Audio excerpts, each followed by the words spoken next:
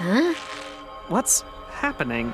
My magic, it's Gone! Fionna, help me! Okay, so it's gonna be one of those weeks, isn't it? This week's episodes of Fionna and Cake definitely felt a lot heavier than last week's, because now that the trio of Fionna, Cake, and Simon have done even more universe hopping, they're starting to see the consequences of their actions in said universes, leading to some heavy internal conflicts within Fionna in particular, but a bit of Simon as well. The first episode, titled Destiny, picks up right where the last episode left off, with the three of them now in the Farm World universe. The same universe from Adventure Time that came into existence after Finn wished for a reality where the Lich never existed. And if you kept up with the rest of the side plot with that universe, then you know that place's version of Finn was the one who got possessed by the magical ice crown and destroyed an entire town. However, there does seem to be something weird going on here, because Prismo was supposed to have turned this reality back to normal prior to this Finn finding the crown. Yet based on all the dialogue between the different characters throughout this episode, it sounds like this rewind Prismo did never happened. I don't know, it's weird. But just like the rest of the Farmland Society was able to adapt a bit over the years, mainly outlawing things related to magic because of everything that happened with Finn the Snowman in the past, as well as some pretty negative changes in some areas, like the Destiny Gang essentially being in control of the laws again. Fionna, Cake, and Simon make their way into town to try to get more information on this universe's version of the crown, but after a bit of failed interrogation and angrily destroying Chus Bruce's shop because he swindled them, they begin to get chased by Destiny Gang members. Luckily, they're saved by a local boy named Jay who was spying on them while they were looking for crown info. This kid is also in a secret relationship with Destiny's kid, Little Destiny, who's got quite the nasty cough there. Jay is also the son of this world's version of Finn, who lives on the total outskirts of the main town, potentially outcasted from the rest of civilization because of all the things he did while under the crown's possession,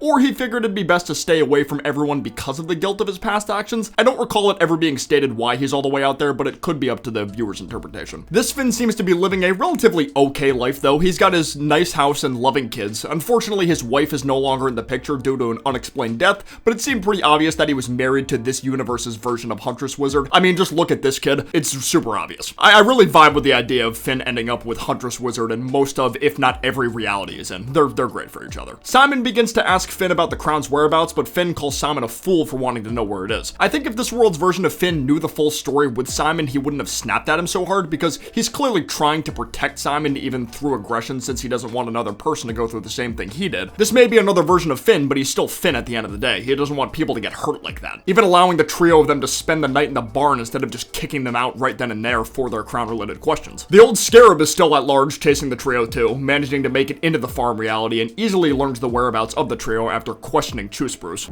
I offer you your unmurdered life.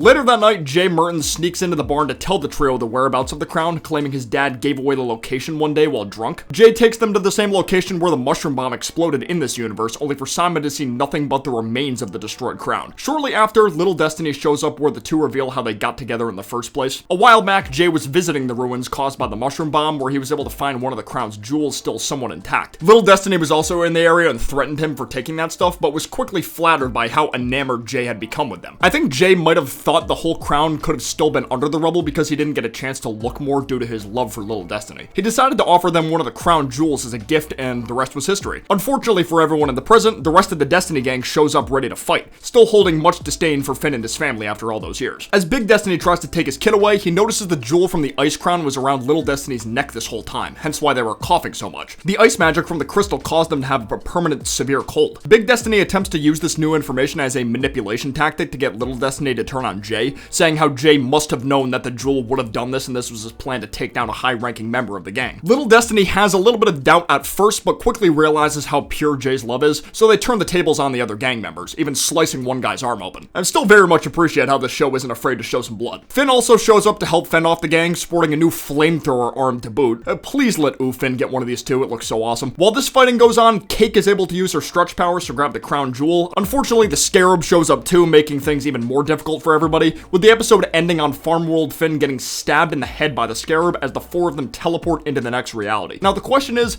did Farm World Finn actually get killed here or not? Because 2 seconds ago I was just talking about how this show isn't afraid to show blood, yet no blood came out of Finn's head when he got pierced. We'd definitely be able to see it through the white hat too, don't you think? Regardless, this guy still took a very heavy injury, I'm assuming, and technically, it all leads back to Fionna and Cake being there. None of that fighting would have happened if Fionna, Cake, and Simon never showed up to this world. Stuff like this is what the Scarab Scarab will definitely feed off of more in the future. This is the character that believes Fionna and Cake are plagues on the multiverse due to not only how they were created, but how they're existing in universes that aren't their own either. So far, this guy's just been giving the standard comments of calling them plagues and whatnot, but I could definitely see an instance where Fionna and Cake have a more proper confrontation with him down the line, where he shows them all the different instances of how they've screwed up other universes. The more this show goes on, the more similarities it shares with the Across the Spider-Verse movie, huh? The Scarab sharing many parallels with Miguel O'Hara, while Fionna, and to a lesser extent Cake, are like Miles Morales. I know that's not even some five-head comparison to make, but I still like it nonetheless. The next episode follows the trio adventuring in a universe where Simon was able to quote-unquote control his mental state while still having ice powers, and Princess Bubblegum was the crazy unhinged one. Our Simon in particular was the most curious about this universe because this Wonderland is what could have been if he could somehow control the crown better. An entire winter wonderland where he was beloved by many instead of feared or hated. Fionna quickly fell for this Simon's charms too.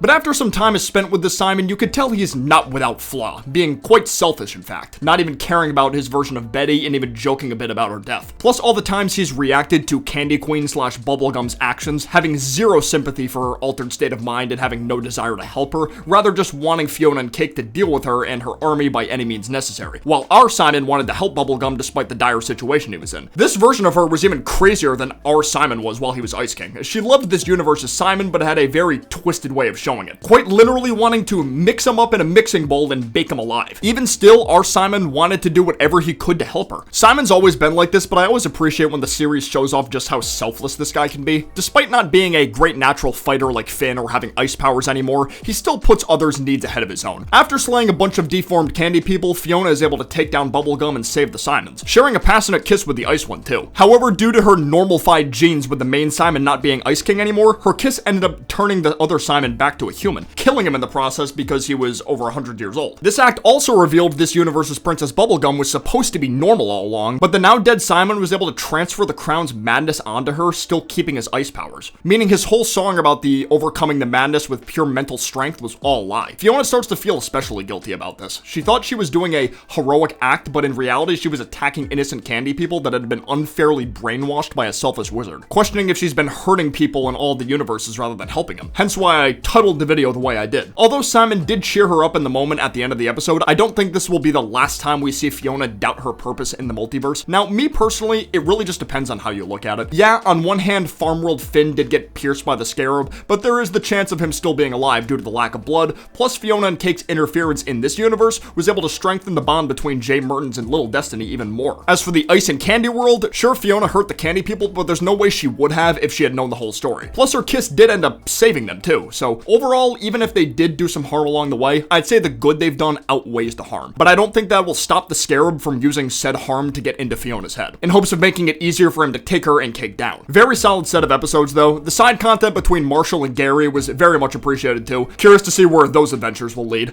Let me know in the comments what you thought of these episodes as well compared to the other ones we've gotten previously. I'd love to know your thoughts, and don't be a stranger to hitting that like button down below if you enjoyed this video too. I really like the show and would love to keep covering it if you guys want to see more videos like this. But for now, I will see you guys next time. Peace out, take care, bye-bye.